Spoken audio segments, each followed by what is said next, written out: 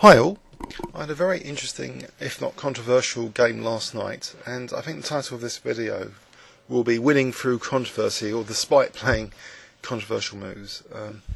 So I was white, I played knight f3, which I've been having good luck with so far. I've already started the season with 6 out of 6, believe it or not. It's because mainly I've been cushioned by other players slightly higher rated than me. I'm only 188, well I say only, but there's now people over 190 in both Muswell Hill and Barnet chess clubs. So here I was playing board 3 against the mighty King's Head last night, so at Muswell Hill. So against Wittmann, who's 202 though. So even though I've been cushioned away from John Piggott, who was playing for board 1, who also plays for board 1 for Barnet, by the way, it was still, a pretty tough opponent, a very experienced opponent, but an opponent I've had a good success with before. I've beaten him before, and that was in a Dutch defence, and that's on YouTube as well. I might try and do a reply to that video. It was the Staunton Gambit video I did, so I'll try and hook up this video as a reply to that one. Anyway, I played knight f3 here. He plays his Dutch f5, and I decided to go more mainline with d4 and then this fianchetto. So nothing controversial so far. Bishop g2, both sides are fianchetting their bishop. c4, and I have an idea that I might try and use the cautionary plan later of queen b3 and queen a3, which happened when black played that the Leningrad Dutch in a consultation game at ChessGames.com. That was an interesting plan by white, but the system he played didn't really allow that. He played an immediate knight c6. I thought I'll play d5 here, not minding knight e5, which I played from the black side myself, because I thought maybe queen b3 and c5, and it might not be that great for black if I can get some queenside counterplay and pressure on the queen side generally. But actually he played knight a5, and now after knight d2 c5, it's difficult to prove if this knight's misplaced or not. Not only that, this c4 is a potential real pain now, trying to defend. So I played what I thought looked to be a logical move, queen c2. Not everything's okay so far. Rybka's still okay with white. White's got a slight advantage. Bishop d7. Now I played rook b1, and this move didn't really need to have the intention of playing b4, because as I say, c4 is very weak, potentially, in this position. And there's a particular reason why it's an exploitable weakness, which I'm about to find out to my horror. After a6, I'm aware, of course, of the blatantly obvious, slap in the face from a wet fish. That b5 is coming up to weaken c4. That's the blatantly obvious plan. And I thought, well, b4 would interrupt that, and maybe, the knight's displaced. Maybe the queen can move later if the rook goes to c8. Maybe the queen can move to a2.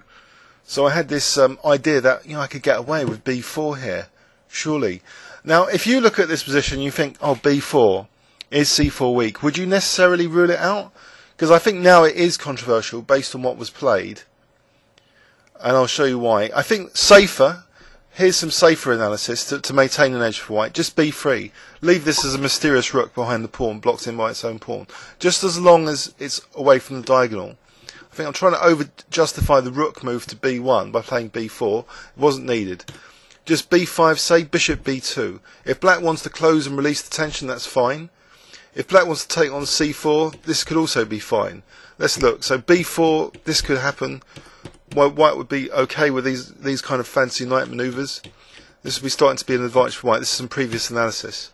So the queen can go into e3. No need to even use the e-pawn. And eventually white would get an advantage here, big advantage. So just trying to clamp down on black's structure and leave this knight misplaced. That's just an example variation if black closes up the position. Say black doesn't close up the position, so b takes c4 instead. B takes c4. c4 is still vulnerable, and there's still this idea of knight g4 which occurred in the game last night, to my horror. Because knight g4, the knight goes to e5, c4 is on the fire.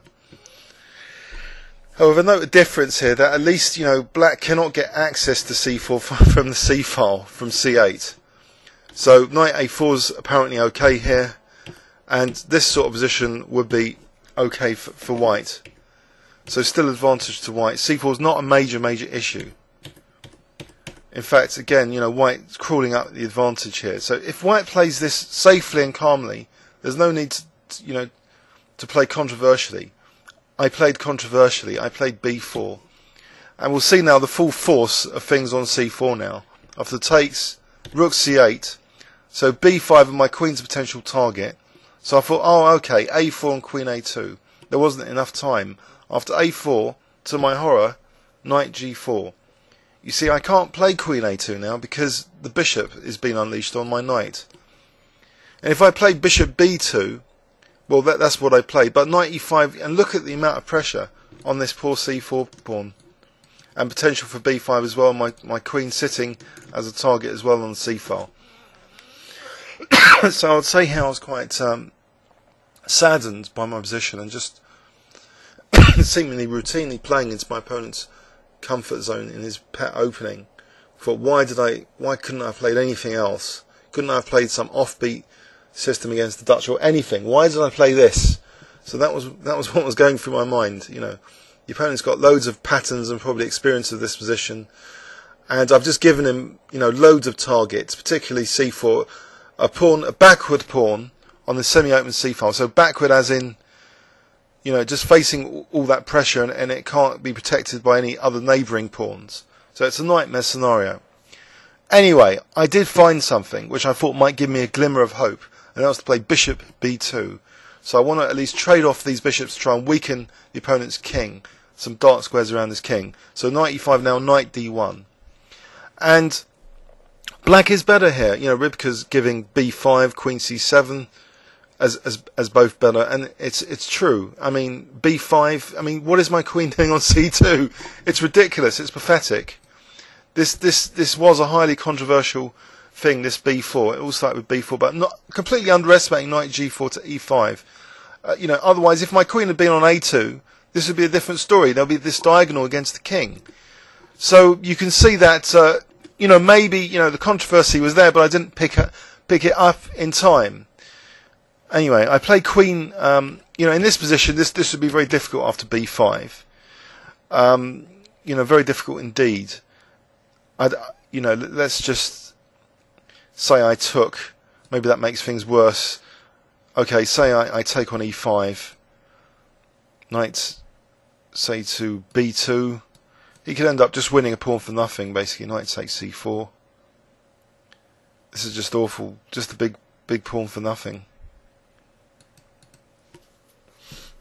And this wouldn't be great, you know. You play for an advantage with white, not to just lose the c4 pawn and be a whole pawn down for nothing. But anyway, after knight d1, to my surprise, pleasant surprise, he didn't play b5. He let me get my queen off the c-file. He played f4. So I just moved my queen one step to the side, queen b1.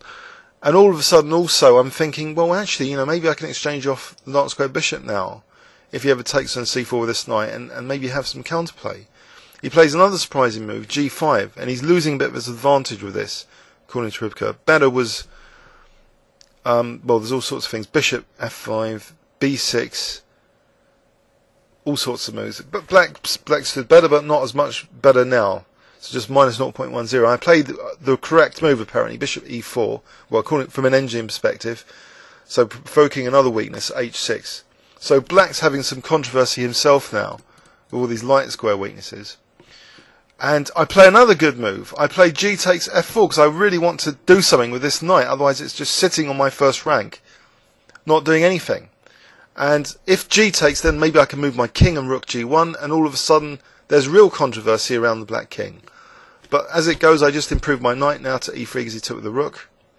But I'm starting to be okay. I'm in the game. I'm back in the game, to my pleasant surprise. In fact, apparently I'm better after knight f5 from an engine perspective. But I played knight g2, which isn't so hot apparently. But you know, I was fearful for my king.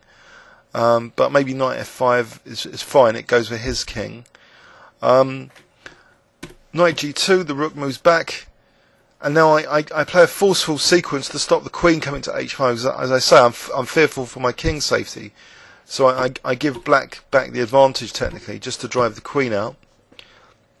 But in fact, he's going to play e6 and liberate his queen, potentially, with g4 and queen h4 if I'm not careful, if this knight wasn't there. But I try and peel open this king anyway. I play h4, he plays e6. And now I go for this dark square bishop with knight f3, he plays bishop c3.